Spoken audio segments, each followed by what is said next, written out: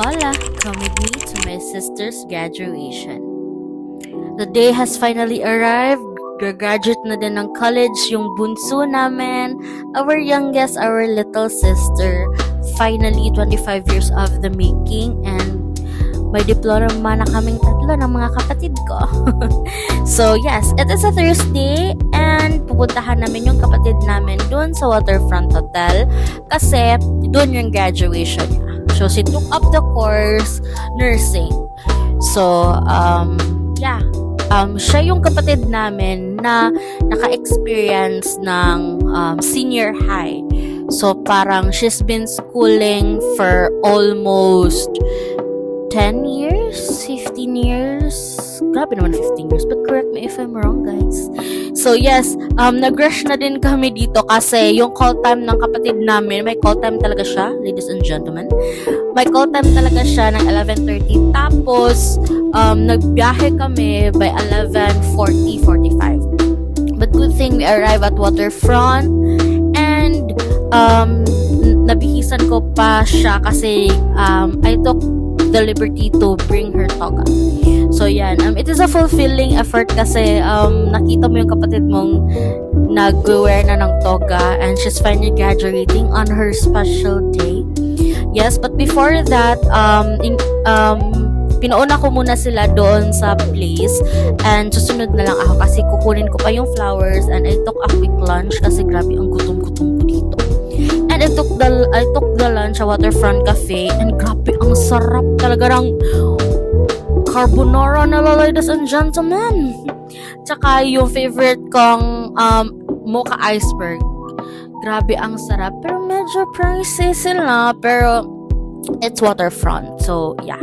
So after kong kumain, prepare na din ako, paid the bill. Tapos I went straight to the venue na sa graduation nila. So yeah, sa graduation nila, there are almost parang sa ballroom sila, almost kasi sila mga 500 or 400 plus. So madami-dami sila and grabe ang laki ng venue. So hindi sila crowded, hindi sila sikip-sikip. So makikita mo talaga yung whole event. And good thing na din kasi yung pinili na spot ng parents ko is yung sa balcony. And nag-start na din yung graduation rites ng kapatid ko. And ang cute talagang tingnan nila kasi hindi ko ma-expect na our youngest sister is graduating na. So the ceremony started with the flying colors. Flying colors pa tawag doon? So yeah. Fun fact din, high school ako, I also did the flying colors of parade, ganyan, channeling. So yes, nag-start na din with an opening speech, ganyan karami yung nasa venue. And 298 candidates for the degree in Bachelor of Science in Nursing. Tinawag na din kung ilan silang graduate ng nursing. Tapos may speech yung guest speaker. Tapos tinawag yung mga teachers. At saka may graduation speech din yung isa sa cum laude nila. So we just waited when i-present yung mga graduates yung diploma.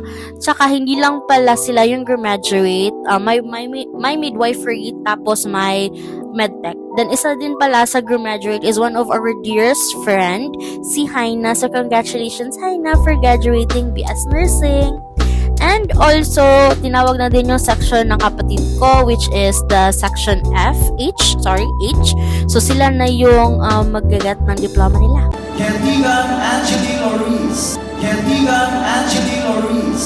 Medyo naging emotional po tayo upon hearing my sister called up on stage to get her diploma and to do her pinning. And grabe, congratulations my dearest sister kasi finally graduate na tayo, our emotional student nurse, now nurse graduate. So yes, tapos na yung awarding, then they sang the UC hymn. Tapos yung closing recession na. So yan, after that they took the picture taking and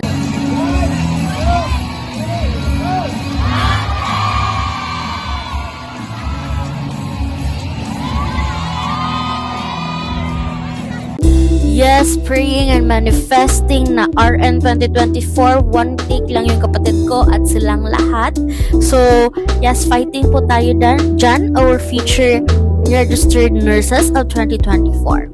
So, yan, hinintay lang namin yung kapatid namin, doon sa baba kasi nasa balcony kami, so bumaba na din kami. So also our the flowers na in order ko is from Rose Garden, so I'll upload another vlog kung saan ko sila nabili at magkano. So yes, so finally nakita na namin yung sister namin, and congratulations our nurse graduate. So yeah, hindi na lang din kami nagtagal sa venue kasi may reservation pa kami ng 6 p.m. Kasi nag-request talaga siya ng specific dinner. Hindi bonggang celebration, but specific dinner lang para to celebrate her graduation. So, hinintay lang namin yung parents namin. Then, we're off to the destination ng dinner namin. So, the youngest sister, requested for a Samgyup Salamat. And isa sa branch ng Samgyup Salamat is nandito sa Oak Ridge. So, we are heading, nandito na kami sa Oak Ridge pala. So, yes, bakit sa Oak Ridge? Kasi doon kasi yung Samgyup na hindi medyo crowded. And we took the reservation na din. So, nung nag-arrive na kami, meron na din kaming seats. And, meron na ding mga food displayed, and umorder lang din kami ng mga meats nila, pork beef. So, let's start the dinner. So, yan yung talaga yung request ng sister ko na sa Samgyup Salamat yung graduation dinner niya. So, kasi nag-crave na din kasi kami ng Samgyup. So, medyo happy dance po tayo dyan. So, yes.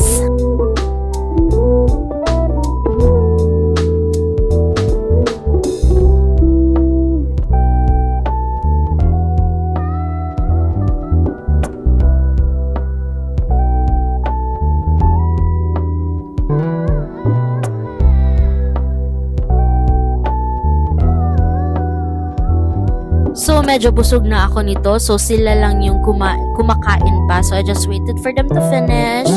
And, yung tapos na silang kumain, I just paid the bill. Tapos, we went home. We went straight home. So, yeah. Today is very a fulfilling day and a day of celebration. So, congratulations, my dear sister. Today is your nurse graduate and 2024 registered nurse manifesting. So, yun lang. Till next time. Bye!